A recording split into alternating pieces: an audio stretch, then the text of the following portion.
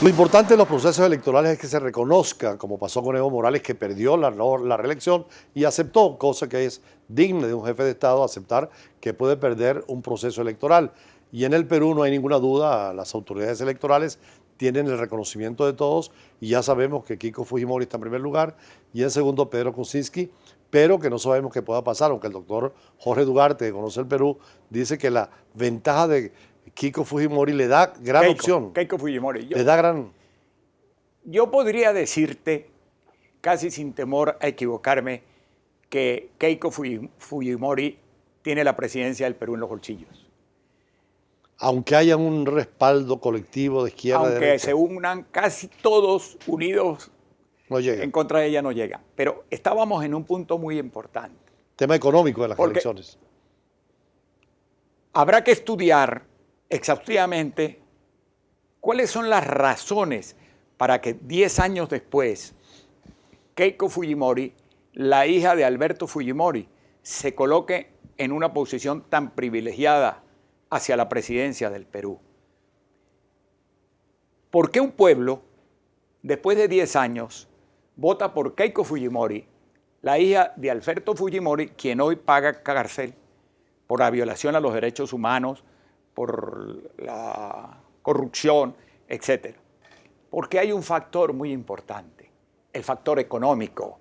Y el factor económico es determinante en la política. Dicen que el gobierno de Fujimori tuvo logros económicos. El gobierno de Fujimori tuvo una bonanza económica y probablemente el pueblo del Perú se recuerda de la bonanza económica que tuvo durante el gobierno del presidente Fujimori. Aparte de que tú anotabas otro factor, no nos olvidemos que acabó con el terrorismo. Sendero Luminoso, ¿no? Con Sendero Luminoso. Se quejaba en una de las intervenciones que le he visto a Keiko Fujimori que el actual presidente había descuidado un poco las incursiones del terrorismo. De hecho, hubo un accidente 2 días antes del proceso electoral. Exactamente, que había descuidado eso, cosa que su padre fue muy efectivo al acabar con Sendero Luminoso. Entonces, esa unión indispensable, ineluctable, entre lo económico y la seguridad, ¿no? Lo económico y lo político creo que ha sido determinante. Ese recuerdo de la bonanza económica de que disfrutó Perú en el lapso o en los periodos en que gobernó a Alberto Fujimori, el padre de Keiko, ha sido determinante en el avance que ella ha tenido en los últimos 10 años, porque no olvidemos que ella perdió por muy poca diferencia la presidencia con Ollanta Humala. Además fue muy votada como parlamentaria también siempre.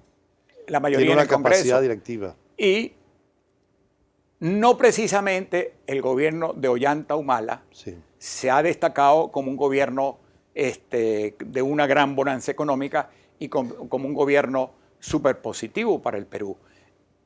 Ese es uno de los elementos y factores que han incidido en los resultados electorales en este momento del Perú. ¿Qué conclusión podríamos tener entonces del proceso electoral peruano?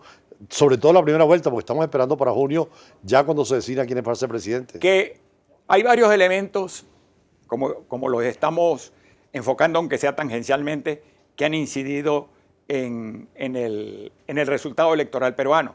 Uno de los elementos determinantes, el económico. Otro, la cuestión del terrorismo que se acabó en Perú. Además,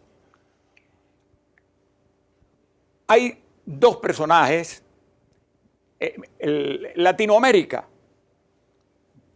súper compleja desde el punto de vista político, gira hacia, podríamos decir, hacia la derecha o hacia el centro derecha. Keiko Fujimori y Pedro Pablo Kuczynski son dos candidatos, podríamos ubicarlos dentro de del centro derecha o de la derecha, cuya única diferencia fundamentalmente en cuanto a este tipo de enfoque es que Pedro Pablo Kuczynski es pro-norteamericano y Keiko Fujimori es pro-japonesa, por razones obvias. Mira, tratando de buscar hasta justificaciones, reflexionando sobre la elección en Perú, me he recordado de un filósofo al que tú debes de conocer que se llamó Juan Bautista Vico, entre los siglos Italiano. XVII y XVIII, italiano, el autor del Ricorsi, el Corsi y el Ricorsi. Él decía que la historia no era una línea recta de progreso, sino que la historia era simplemente un proceso y que a veces en ese proceso se ascendía como en una espiral, pero se bajaba. Sí. Su tesis, entre otras cosas, de Juan Bautista Vico, se conoce universalmente como el Corsi y el Ricorsi. Yo pienso que hay algo de eso en este momento en el Perú. Bueno, todavía tenemos que ver las elecciones. El Corsi y el Ricorsi. Gracias al doctor Jorge Duarte, de todas maneras.